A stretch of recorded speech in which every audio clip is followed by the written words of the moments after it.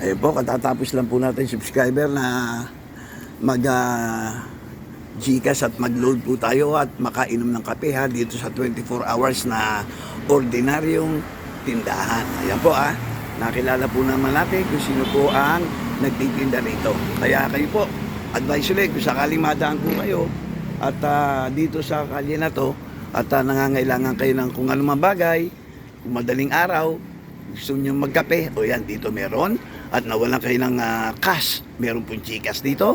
Load, meron din po. So, hot coffee, meron din. So, madalit sabi, marami po silang hawak dito na ika nga po pwede nyo pakinabangan na po pwedeng itinda para sa inyo sa abot ng kanilang makakaya. Okay, dito po yan sa N. Rojas, kanto ng Baco Street. Sa Quezon City po yan. Okay. Ito naman, may nakita po tayo rito. Ayan, ito po. Ayan. Ayan, nakita niyo itong alin na ito. Tignan po natin kung ano po ang tinitinda na ito. Sabi nga po sa inyo, hindi po tayo lalayo Dahil dito po sa Callejero, marami po tayong mga bagay-bagay na nakikita, no?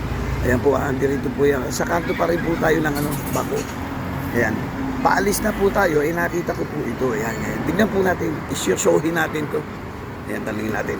Nanay, magandang umaga po. Tama na kay Ismail kaagad si nanay. Callejero po tayo Callejero po. River Salona. Opo. Huwag niyo mong takpan, nanay. Ano po ba itong nyo? Dala-dala nyo to? Ano po yan? Yan po, daing na bangos. Gusto po yung tinapa. Ano po yun? Tinapang bangos. Tinapang bangos? Tsaka? Ito pong daing na bangos, ito na lang po naiwan. Yung tinapa, ubus na. Opo. Ngayon, ito na lang ang dala nyo ngayon? Opo. Okay. Okay. Nanay, bago ang lahat, ano po ba ang pangalan nila? Carmen. Carmen? Carmen Ronda? Palad. Carmen. Palad po. Oy, mapalad po ako. At nakita ko kayo para kayo ma-interview kung ano man ang inyong paninda Nanay, so ito na lang ang natitira. Opo. Ayan, napakikita ko muna para tapos tatakpan ni nanay para hindi nilalakaw. Ito po ang natira na at ilalako pa po niya yan. Okay. Ayan, sige nanay, takpan nyo na. Nakita na po ng ating mga subscriber. Ayan Kaya yan tinatakpan ni nanay, ako na muna ang sasagot. Dahil para protektado sa mga langaw o ano man yung mga dadapo. Di ba nanay? Opo. Okay. Ngayon nanay, ang tanong, yan pong paghahanap buhay nyo nitong paglalako ng isda. Tayo na po kayo, baka hindi na kayo makatayo. Paghahanap buhay ninyo na paglalako ninyo ng isda, ganong katagal na po? Sa Project 4 po, 1987 ako nag-start. Okay. Project 4? Isang beses lang po ako magtinda na ngayon doon dahil medyo mahina na. Nagkamuning naman po ako siguro 1995. Okay. Ito naman po nung pandemic, magmula sa Dangwa, 3 kalye lang po noon dahil pandemic pa Mahirap pa makalabas sa mga tao, mahirap pamalengke, pumila, sa mga grocery. Ako naman po, awa ng Diyos, magmula sa Dangwa, 3 kalye, magmula ng alas 2 ng hapon, nagtitinda na ako ng mga tinapa.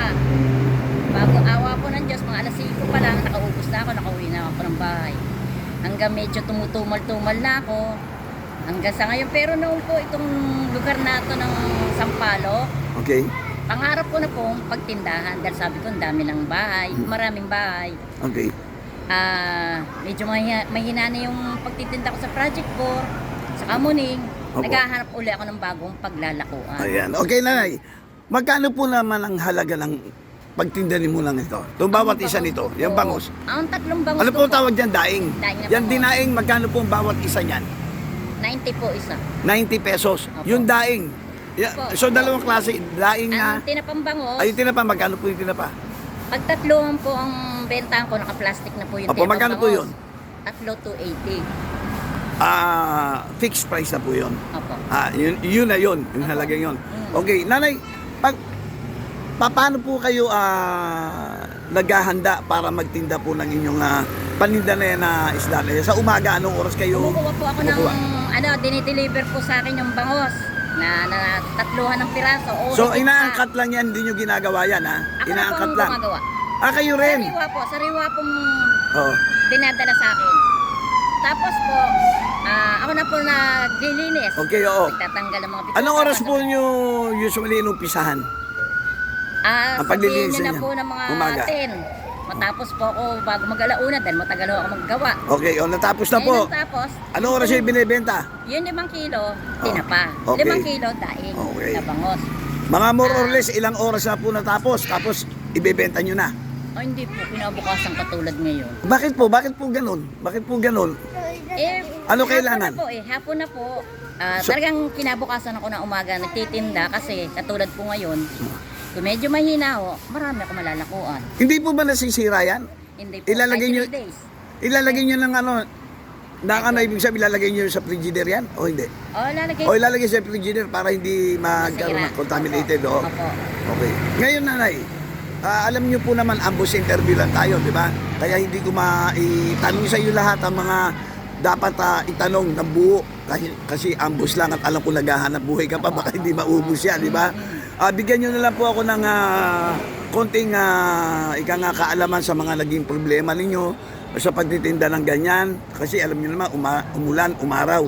Paano po ginagawa ninyong safety sa inyong katawan? Pag halimbawa umuulan, umaraw, inabot na kayo ng pagtitinda. Ano po? Madalas po. Pagka bagyuhan o umuulan, talagang todo, talagang basa na po ako uwi ng bahay. Katulad po nung, ito pong... Tuloy ang pagtitinda? Ay, opo. Oh my God. Katulad po nung, ito po, September, di ba? Yung Opo. bumaha po ng gusto. Yung Opo. muling bagyo.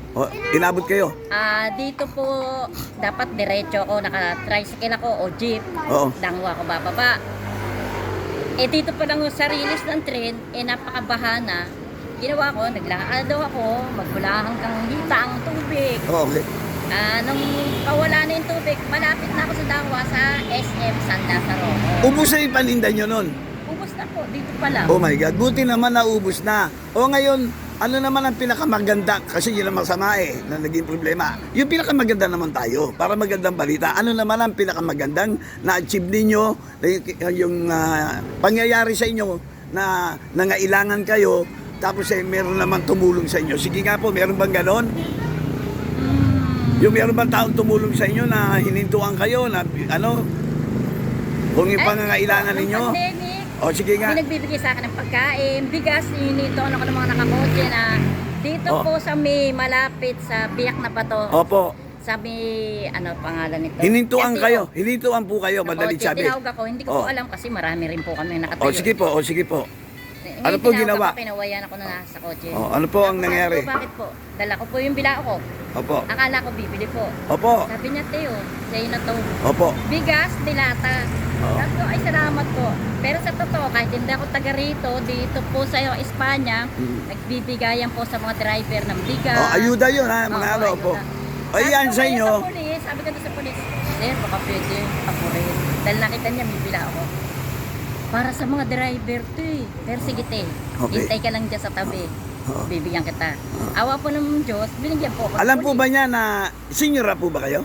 Opo. Sinabi niyo po ba senior na kayo? Hindi po. Basta nangingi lang ako, sir. Baka pwede ako. Oo. Okay. Kanina may naikwento ko kaya ako nabanggit yan Yung pong may nag-abot sa inyo na sobre. Sige nga po kahit pahapiaw lang. Para makita ng mga subscriber, ng mga tao na pwede kayong matulungan basta gusto. Sige nga po, konti lang ha, kapraso lang. Nung siguro Sa may kamuning mga ka mo? buwan- Opo, sa may Sige po, kamuning. konti lang. Naglalako rin po ako. Oo. Problema ko, syempre habang naglalako, May problema nag-iisip kayo? ako. Oo. Naku, Ano problema nyo? bayaran ng ilaw. O, bayaran ng ilaw. Sabi ko, ano kaya ito? Hindi naman ako kikita rito. Tapos, sige po, lakad May ako, dumaan. lakad. Opo, sa Scout Tuason. May humarang po sa aking kotse. Okay. O, Tapos sige po. sabi ganun, ano yan? May Sabi ko, paninda pa "Sir," kayo niyan? Opo, opo. Sige. no. Sabi ko, sir, ano po? Tinapa. Galunggong bangus. Tapos may inabot sa akin sobre, ano mo nga to? Sabi niya, ano po ito? Tanong ko, basahin mo kung merong ano. Bakit ano po? Daing na bangus na lang. Ayun, nagtatanong lang po. Daing na bangus. Pakita nyo kay madam. Sige po. Titignan nyo siya na-interview. Pag-interview natin, nasama si mami. O, ayan, may tumitingin po na tinapa. Ayan po. May nagtatanong lang po baka gustong bumili. Ayan po. Ayan. 90 Ayan po. Titignan po natin, ha. Ayan. Tatlo to 80, dito 70 lang yung tatlong 90. Ayan po, nagtatawaran sila. Ayan. Pero maganda po yung paninda niya, malaki. Okay. Wala na. Wala. Ayan, o, sige, ayan, okay. O sige, tinapa hinahanap. So madaling sabi, yung po na tayong sa ano na? Sa sobre. O sobre na. O ano po Sabi nangyari? niya, Sige, buksan buksan mo nyo na. yan. Buksan mo yan. Sabi ko, ito po. Oo, buksan mo na. Ito po, sir, ha? Oo, buksan mo na. Kasi Ang kulit hindi mo, pa ha? maniwala eh. Hindi ko, ba't bibigyan ako ng sobre? Oo. Di, pag abot, sabi, tingnan mo kung ano nasa loob. Opo, Sabi ko, ano sige po? po. Tinignan nyo Ano na. po ito? Oo. Basahin mo. Di, binasa ko po. Natapos na, alam niya na pag tapos. Tinignan Sabi mo niya, na. tingnan mo. Anong laman? Tingnan mo kung Papel. ano laman. Sulat o awal? Nakita ko po. Ano po ito, sir? Ano nakita nyo? 500. Oy, 500. Very good naman.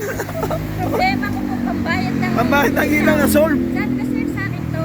Oo, sa'yo Oo, na. nakita. Oo. Sabay dahan-dahan, tumakbo na yung kotse. Oo. Dito. Ano ang reaction mo? Then, Madam. natuwa po ako. Meron na akong pambabayad ng Oo, okay. ilaw. Ngayon, sa tanong ko sa inyo, dito ang tuwa kayo, di ba? Opo. Inisip niyo po ba kung sino may kagagawa nun? Nag-iisip pa rin po ako hanggang sa Oo. pag-uwi na ikwento ko sa... Apo. Oo. Bigay Sino? ni Lord John. Yun, ginamit Ang lang taong yung ginamit. yung tao Apo. para Pero hindi pa rin ako makapaniwala kung di kunento ko. Sabi ko doon sa mga kapitbahay, hindi nagbigay sa akin ng sobre, hinintuan ako. Oo. Nag-iisip ako, sabi ko, Diyos ko, hindi ako kikita rito. Oo. Ah, magkano ang kikitain ko rito eh, pangkain lang. So, madaling sabi, Nay, kapag talaga kayo nangailangan, alam ni Lord yan. So, pasalamatan po natin si Lord. Please, sa inyo naman galing. Na gumagawa po siya ng paraan, instrumento, na para kayo matulungan. Sige po, at this point, pasalamatan niyo po siya. At Sabi bago ko tayo, nga po na, sige po. naku, Diyos ko, salamat. Ayan. Tinulungan mo ko. Binigyan mo ko ng daan. Para Binigay mo makabayad. ang tao na Na, makakatulong sa akin. okay. Dahil hindi pa rin ako makapaniwala. Sabi ngayon nung hipag kong isang pinagkwentuhan ko, gago, ano yun? Ano tawag doon? Yung mga tumutulong. Ayuda? Hindi po, yung sinabi Ay, hindi naman bale. sa Sige, atin. basta, Oo. yung bastaan sa atin dito, nanay, na kapag nagkaroon po kayo ng problema, huwag agad kayong maghihinalakit, ha? Kasi yun ay pamamaraan lang at pagsubok lang yan na para malaman mo kung sino ang tutulong sa iyo, nandyan yung nasa itaas. Kaya lagi tayong magpe-pray, ha? So in that note, Nay, alam ko naman ayoko kayong maistorbo at alam ko naghahanap buhay ka. Siguro pagka nakita-kita uli, part 2 gagawa tayo sa iba pa natin pag-uusapan, ha? Kasi alam ko naghahanap buhay ka. Ambush interview lang ito. Kumbaga nakuha lang natin yung 25 o 30% na para ma-interview ka. Someday, sana magkita pa ulit tayo, ha? Okay, nagpapatay nyo at kahit pa paano, na-interview ko po kayo. Dito lang yan, sa may Quezon City, sa Calle N. Rojas, Corner, Baco. Okay? Maraming salamat po. Thank you so much. See you next time. Okay, part 2. Okay, bye-bye!